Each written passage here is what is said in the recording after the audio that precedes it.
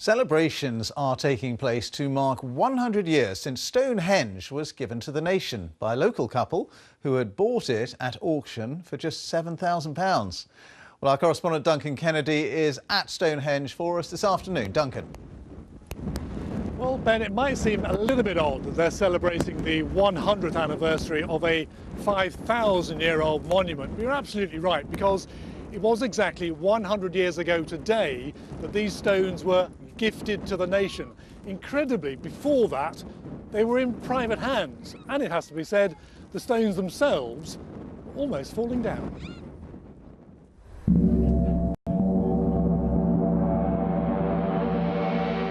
Symphony among the stones, a perfect case of classic rock.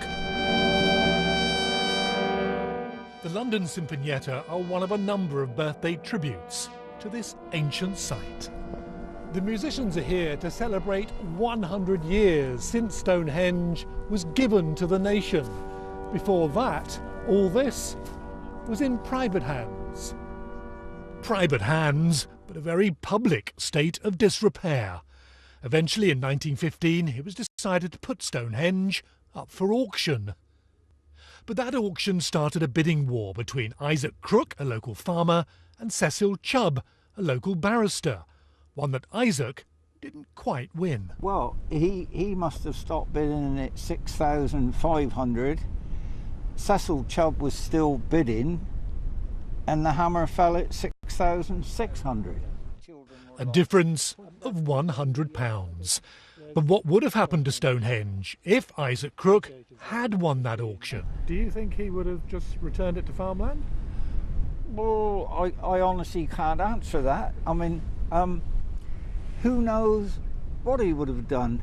Instead, 3 years later, in 1918, Cecil Chubb and his wife Mary gave Stonehenge to the nation. That act of generosity actually saved Stonehenge. Until that point, the stones were propped up by wooden poles, some of them were at risk of collapse, and its future was by no means certain.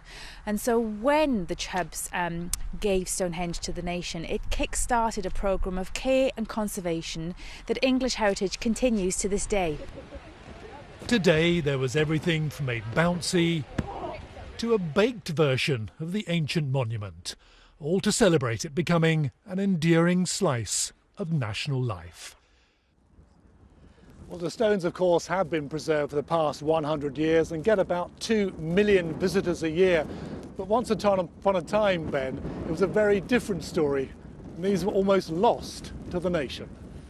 Duncan, thank you very much. Duncan Kennedy reporting there from Stonehenge.